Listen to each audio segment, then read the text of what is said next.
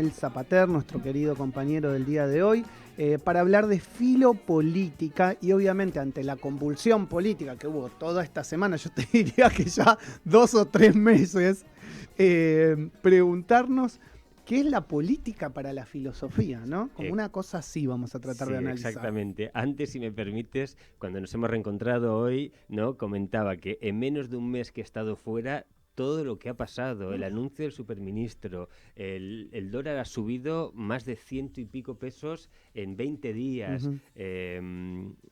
Qué sé yo, de todo ha pasado. ¿Qué no ha pasado en este mes? Todo vinculado a la política. Y como bien decías, me pareció una buena idea comentar entre los dos, conversar acerca de qué vinculación hay entre la filosofía y la política y por qué es tan necesaria esa vinculación. Bien, a ver, vamos a tratar de charlarlo, de pensarlo. Perfecto. Mira, en primer lugar, hay una rama de la filosofía que se llama filosofía política, que evidentemente ¿qué hace? Se encarga de estudiar y reflexionar sobre las cuestiones que evidentemente tienen que ver con la política. Y a su vez también de las disciplinas afines a la política como el derecho, la religión, la ética, la moral, ¿sí? Abarcando los dos grandes, al mismo tiempo abarcando los dos grandes objetivos de la humanidad, que no son otros que la libertad y el gobierno. Exacto. Totalmente unidos, casi como siameses, porque depende uno del otro. Un gobierno es... o sea, no se puede concebir un gobierno sin libertades, hablando de una democracia. Digamos, Gobiernos ¿no? democráticos, claro. Exactamente. Aunque algunos se dicen ser democráticos y no lo son tantos, pero bueno, ahí entra, digamos, unas restricciones a la libertad. Son esos juegos de palabras que parece que no hacen daño, pero calan y hacen mella. Yo tuve la fortuna de estar en una charla con José Sacristán en Santander, un férreo defensor de la paz, y él resaltaba una cosa que me hizo mucha gracia sobre esto del lenguaje, ¿no? que estamos diciendo. Decía, paz, ¿cómo era? La paz vigilada. ¿Qué paz vigilada? No existe una si paz es paz, vigilada, no tenés que vigilar no nada. es vigilada. Bueno, ese tipo de cosas, bueno, en fin. Tal cual. Me hiciste acordar.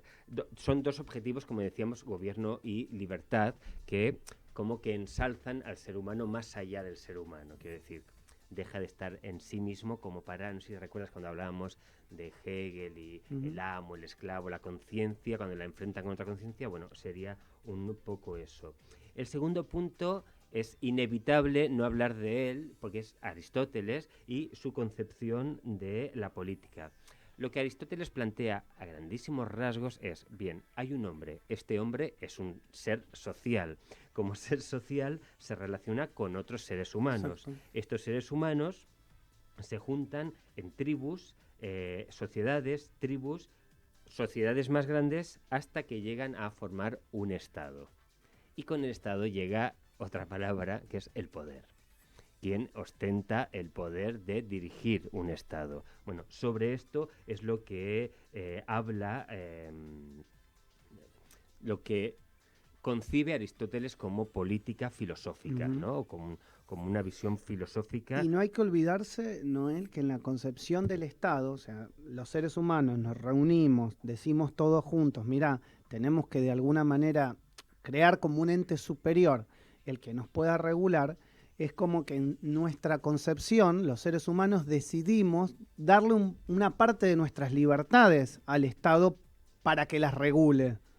Cedemos parte de nuestra libertad para que un ente, un ser mejor preparado, y ahora veremos por qué hago este gestito, más preparado y con mayor capacidad que nosotros pueda regular, porque hay muchas cuestiones como ciudadanos o como seres humanos que en el entorno de un Estado se nos escapan. Está bien. Porque es imposible. Pero esa es la concepción original, filosóficamente hablando, de por qué empezó a existir el Estado.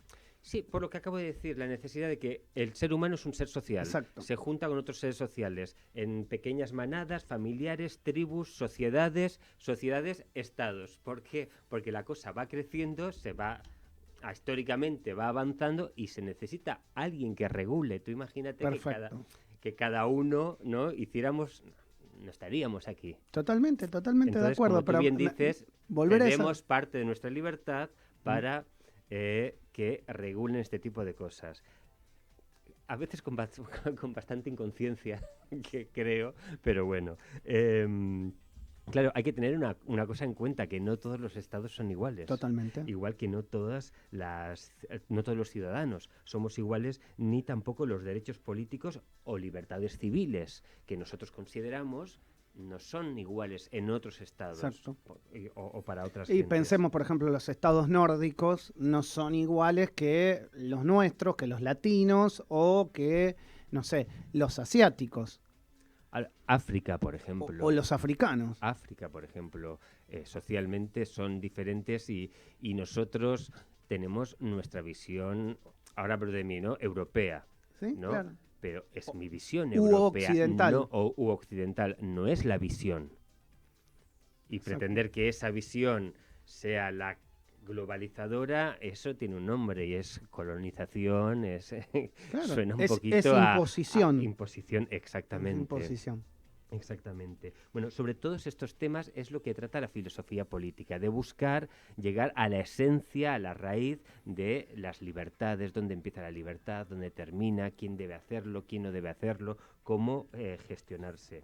Bien, ¿cuál es el origen, ¿no?, de esta alianza entre la política y la filosofía? Bueno, evidentemente en la antigua Grecia, donde comenzó todo, y de la mano de Aristóteles y Platón. Aristóteles, por ejemplo, lo que se centraba era en la organización de las polis, esas ciudades independientes, y de quiénes debían ser integrantes de las polis, porque no hay que olvidar que no todo griego nacido en una polis era ciudadano de la Exacto. polis. Y no tenían los mismos derechos. Para nada, tenías que, ni las mujeres, ni los extranjeros, tenías que pagar un canon específico para ser ciudadano de la polis, tenías que tener en común una lengua, intereses, la misma tierra, Exacto. por ejemplo. Y sin embargo, Platón, y yo aquí tengo como una cosita, no sé muy bien, a ver. Bueno, Platón lo que decía era que nadie mejor para dirigir un estado que alguien que esté bien preparado, que sea conocedor de los saberes y de parte de las ciencias. ¿Qué pasa? Que en esa época, iba a decir ahora también, pero bueno, no quiero ser... en esa época quien ostentaba la sabiduría eran los filósofos. Exacto. Por ello, Platón lo que plantea es que un filósofo es el gobernante ideal de un Estado. Debería ser un gobernante ideal. No hay que olvidar tampoco que la mayoría de los gobernantes de esa época y posteriores siempre tenían un filósofo al lado. Exacto. Bueno, deberían tenerlo ahora también. No Bueno, estaría mal. Poco a poco en Europa hay filósofos que forman parte de los gabinetes de ministros y diputados como asesores externos, Sí, claro. en cuestiones... Un asesor filosófico donde claramente les haga ver cuestiones más macro, ¿no? Cuestiones más de hacerles entender que son cosas que parecen obvias, pero se las olvidan en el ejercicio cotidiano del poder. Exactamente. Cosas que son... que todos conocemos, que es lo que siempre hablamos cuando surge en mi columna. Estas charlas, claro. Aunque sean terminologías, temas, ¿no?, con terminologías muy específicas, resuenan dentro de uno, porque tiene que ver con nuestro pensamiento. Exacto. ¿Sí? Y como bien dices, a veces lo evidente es lo que más desapercibido pasa. Justamente sobre eso hay que hacer foco, como tú decías, y por eso es importante que haya una conciencia filosófica cerca de aquellos que nosotros designamos, sobre aquellos que nosotros depositamos esa libertad que hablábamos antes, para que dirijan un Estado o nos representen en un gobierno. Después de la antigua Grecia vino Roma. Roma hacía foco y en el papel de Cicerón sobre el derecho. El derecho era quien regía la vida del Estado. Un poquito más adelante, en la Edad Media, sería la religión a través del cristianismo. Y hete aquí que en el siglo XVI llega aparece un señor que se llama Maquiavelo, más conocido como el padre de la política moderna, de la ciencia política moderna, y este señor lo que dice es aglutinar todo lo anterior en una forma de centrarlo todo alrededor del Estado. La religión, los militares en el sentido de... Sí, la fuerza del poder, sí, que militar. protege a una nación, bueno, en fin, todo eso.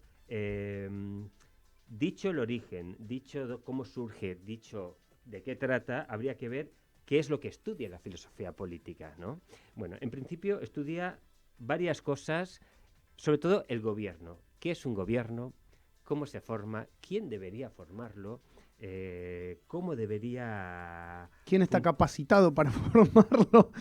cómo se construye, cómo se organiza Claro. y qué uso se le da. Y- Porque claro, no hay que olvidar que un gobierno puede ser monárquico, republicano, Exacto. tirano. Exacto. Pero no deja de ser un gobierno, Claro, o una forma de gobierno.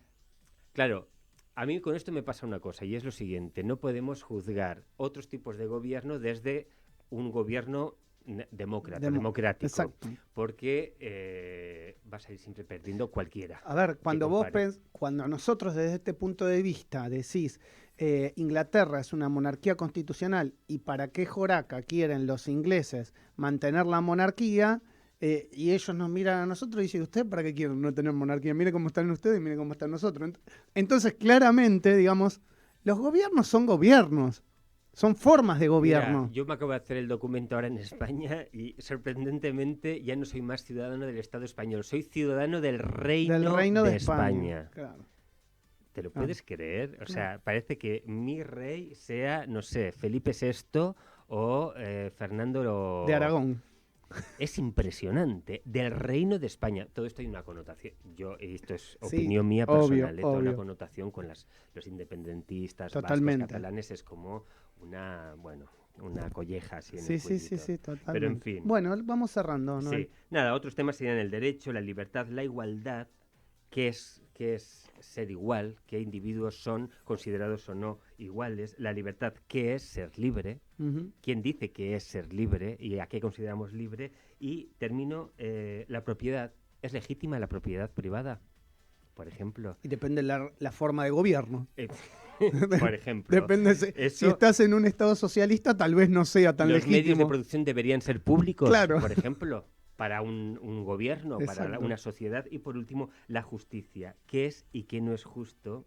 ¿Y quién imparte justicia? Ah, bien. Y esto, bueno, creo que todos tenemos en mente lo que está pasando ahora con la vicepresidenta. Con el ¿no? lawfare también, que ella misma dice. Entonces, ¿cómo eligen a los jueces? ¿Por qué lo eligen a los jueces? Bueno, Yo no vengo aquí a la justicia, vengo a hacer historia. Exacto. Es una frase que me ha dejado de piedra y todavía sigo de piedra. Bueno, Noel, muchas gracias. No, por Será favor, hasta a el vosotros. próximo viernes. Muchísimas gracias. Muy buen Bueno, fin de gracias semana. a todos ustedes por haber compartido esta semana cargadísima de información. Los esperamos la próxima aquí en El Arranque. Que tengan un hermoso fin de semana. Se quedan con Carolina Estebarena en su despacho al aire.